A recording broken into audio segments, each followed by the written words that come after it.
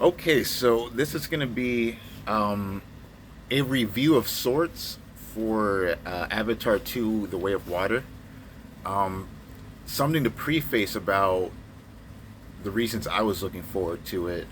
And it was sheerly for the technical aspects, the systematic way in which the final product was put together and curated in a way that we as an audience could enjoy it. Um, Another preface was that at the time before I went to see the movie was sort of kind of like an impulse buy, because at that time I was in a distinct mood for escapism. Like I just wanted to kind of forget about what was going on in the real world at the time. So I just decided, hell, I'm just going to go and see it. And I pulled out the big bucks. I spent about $25 for my ticket. I saw it in Dolby 3D. I saw it in Dolby 3D, and I got a fairly good spot for it. And I went to go see it. And what I can say for certain right out of the gate was that it absolutely 100% did provide a means of escape for me. Um,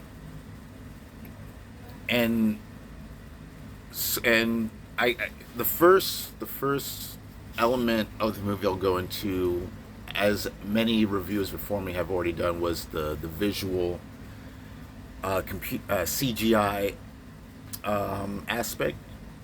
And what I can say is that I had a hard time distinguishing the Navi as fictional uh, curated forms. They seemed as real as any means of CGI has displayed so far as like my viewing of movies. I was thoroughly impressed by that. Um, as far as the story goes, because I'll brisk over that very briefly. It did what it was supposed to do. I wasn't look. I was just there to escape. I wasn't there to get my mind wrapped up in any sort of like philosophical concepts like the Joker did, or any of those kind of character study movies did. The story did what it was supposed to do. It had its thrilling elements to it. My heart raced at some points. I felt sympathy. I felt anger.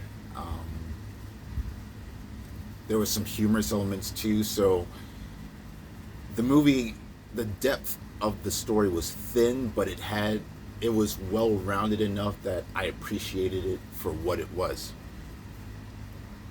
Um, okay, going back to the visual elements. Um, so the way water was portrayed was great. The textures of the environment, um, such as the flora, plant life, um, the atmospheric elements, fine particles. That the 3D element played off of that really well. What I can say about the 3D was that, as far as like the movie itself went, was obviously very well crafted and well formulated. I did have a problem coping with the 3D as far as like the previews went before the actual movie played, which speaks volumes to how well curated James Cameron wanted the 3D to be for this movie, which was obviously the case for the last one. So I didn't go in there expecting less. Um, and then coming back home, and then comparing clips from the previews of Way of the Water, with what I saw from the first Avatar movie in 2009. Yeah, I could denote distinct improvements in the graphical technology and that started with like the skin textures, the pores, the way the light reflected off of the Navi's skin was much more convincing by leaps and bounds, which was compared to what was previously displayed in the 2009 Avatar movie. One thing that I will criticize with a grain of sugar was the way the fire was rendered in some aspects.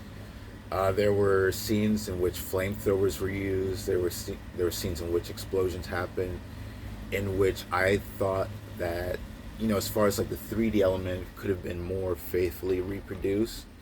The fire, the way the fire was being expelled from the flamethrower was, in my opinion, flat. Now the grain of sugar from that would be that the second sequel that's coming out in 2024, I think it's called the Seed Bear, Avatar the Seed Bear. That's going to have a more fire centric theme to the movie. So my assumption is that by the time that movie comes out, James Cameron will make sure that the visual element of fire will be refined to a point where that 3D element will be much more um, uh, much more refined. That's pretty much the word I need to use for that. Um, and the fact that it was 3 hours and 10 minutes, I didn't even notice that. The pacing was, it had well enough pacing that I hardly factored in the runtime. I didn't think that it was dragging too long. Some people have said that the first and second acts were slow. I didn't think it was slow. I just, I went in knowing that there was going to be a sufficient period of build up leading to the climax where um, the pacing in the first and second acts didn't bother me. Um, as far as like characterization, again tying into the story, I thought it was fine. I thought it was fine for what it was. It was well rounded enough where I didn't feel like anything fell flat on its face. Um, and as I don't want to get into spoilers here, I'm just gonna leave it at that. I thought it was a very good movie. Again, I went in for the escape factor, which it definitely delivered on.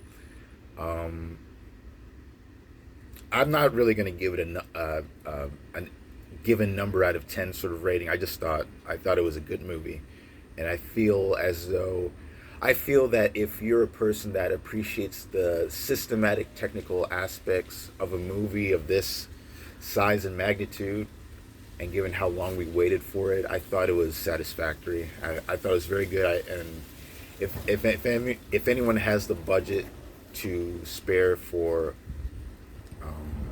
a good IMAX or Dolby 3D ticket, I would say go for it. With that said, that's the end of my review.